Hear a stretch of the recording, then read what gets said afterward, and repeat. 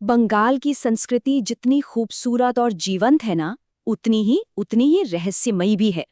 तो आज हम सब मिलकर उन कहानियों की दुनिया में चलने वाले हैं जो पीढ़ियों से वहां के लोगों के दिलों में एक अनजाना सा डर बनकर बैठी हैं।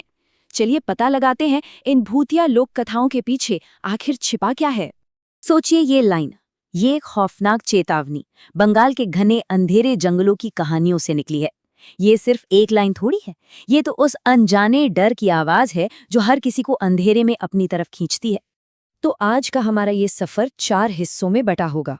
शुरुआत करेंगे जंगलों के उन राक्षसों से, फिर बढ़ेंगे उन इमारतों की तरफ जहां आज भी अतीत की सिसकियां गूंजती हैं।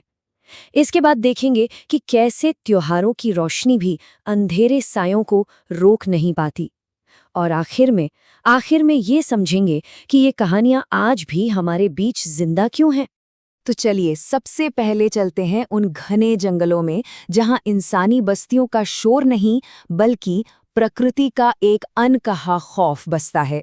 यहाँ हमें मिलते हैं वो जीव जो हमारे सबसे पुराने सबसे गहरे डरों की कहानी कहते हैं।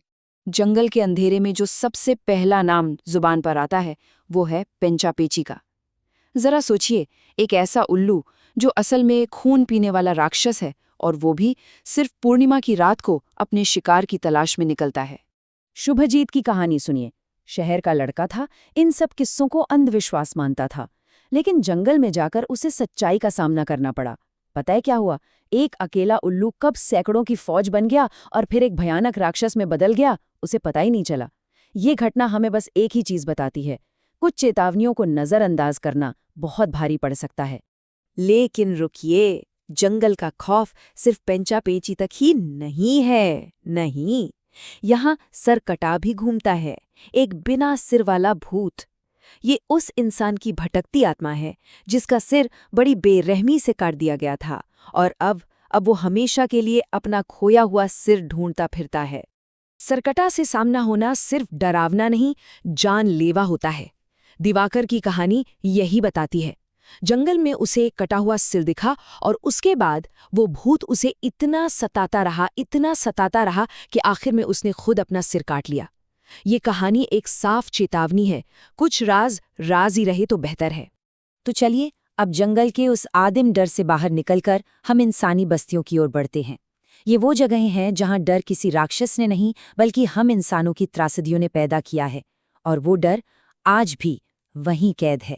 यहाँ ना डर के दो बिल्कुल अलग अलग चेहरे दिखते हैं। एक तरफ बेगुनकुदर स्टेशन है जहाँ एक अकेले हादसे ने एक आत्मा को हमेशा के लिए पटरियों से बांध दिया। वहीं दूसरी तरफ है कचहरीबाड़ी कोर्ट हाउस, जहाँ सालों के जुल्म और दर्द ने कई गुस्सैल आत्माओं को जन्म दिया। मतलब एक जगह जहाँ एक हादसा हुआ और दूसरी जहाँ दर्द एक परंपरा बन गया था। पर कुछ जगह ऐसी भी होती हैं जहाँ डर की कोई एक वजह नहीं होती, जैसे डाउ हिल। यहाँ की वो डेथ रोड इतनी बदनाम क्यों है? ऐसा क्या है आखिर उस रास्ते पर? डाउन हिल में कोई एक भूत नहीं है, यहाँ तो भूतों का मेला लगता है। कभी एक बिना सिर वाला लड़का दिखने लगता है तो कभी एक बूढ़ी औरत पीछा करती है। पेड़ों के बीच से लाल आंखें घूरती हैं। सच कहूं तो ऐसा लगता है जैसे इस जगह ने दशकों की सारी बुरी यादों और घटनाओं को अपने अंदर सोख लिया हो। अच्छा, अब बात करते हैं उस डर की जो जश्न और रोशनी के बीच से अपना रास्ता बना लेता है। ये वो कहानियां हैं जहां त्योहारों का उल्लास भी बुरी ताकतों के साए से बच नहीं पाता।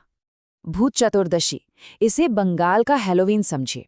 ये वो रात है जब कहते हैं कि इंसानों और आत्माओं की दुनिया के बीच का पर्दा सबसे पतला हो जाता है, और इसी रात घर को बुरी नजरों से बचाने के लिए 14 दियों का एक सुरक्षा कवच बनाया जाता है।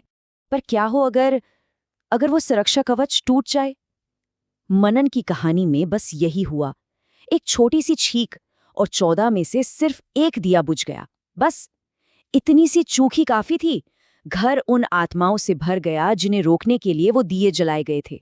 ये दिखाता है कि खतरे और सुरक्षा के बीच बस एक फूंक का ही तो फासला होता है।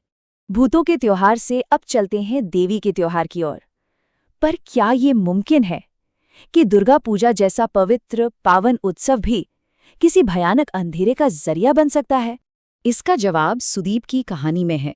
एक ऐसा आदमी जो दुर्गा पूजा की भीड़, उस भक्ति का इस्तेमाल बच्चों को अगवा करने के लिए करता था। क्यों? ताकि वो उन्हें तांत्रिकों को बलि के लिए बेच सके। सोचिए, जहां लोग देवी की पूजा कर रहे थे, वो उस उत्सव को अपनी हैवानियत का पर्दा बना रहा था। और इस कहानी का अंत हमें बताता है कि न्याय कैसे होता है। सुदीप की बुराई का हिसाब इंसानी कानून ने नहीं, बल्कि दैवीय शक्ति ने किया। उसे पुलिस ने नहीं, खुद देवी दुर्गा ने सजा दी। ये कहानी उस गहरी आस्था को दिखाती है कि कुछ गुनाहों का फैसला सिर्फ ऊपर वाला ही करता है। तो हमने ये सब कहानियां तो सुन ली, पर अब सवाल ये उठता है कि इनका मतलब क्या है? क्योंकि ये कहानियां सिर्फ डराने के लिए नहीं है, इनके पीछे ना कुछ गहरे सच छिपे हैं। तो आखिर ये कहानियां जिंदा क्यों रहती हैं? देखिए, सबसे पहली वजह तो ये है कि ये चेतावनियां हैं कि भाई रात में जंगल में मत जाओ। दूसरी बात, ये यादें हैं ताकि बेगुनकोदर स्टेशन जैसे हादसे भुलाए ना जाएं। तीसरी, ये हमारी चिंताएं हैं कि क्या इस दुनिया में अन्याय का हिसाब होता भी है। और आखिर में ये इस विश्वास की कहानी है कि दर्द और गुस्सा जैसी भावनाएं किसी जगह पर हमेशा के लिए अपनी छाप छोड़ जाती हैं। कुल मिलाकर ये सारी कहानियां इंसान के डर का एक नक्शा बनाती हैं। जंगल के अनजान खौफ से लेकर किसी जगह पर बसे हुए दुख तक, और त्योहार की रोशनी में छिपे अंधेरे तक। ये सब हमारे ही सबसे गहरे डरों की परछाई तो हैं। तो ये सोचने वाली बात है, ये कहानियां भले ही भूतों की हों, लेकिन सच तो ये हमारे बारे में, हमारे समाज के बारे में और हमारे डरों के बारे में बताती हैं। अगली बार जब कोई ऐसी कहानी सुनाई दे, तो ये सवाल जरूर उठेगा कि इस डर के पीछे आखिर कौन सा सच छिपा है।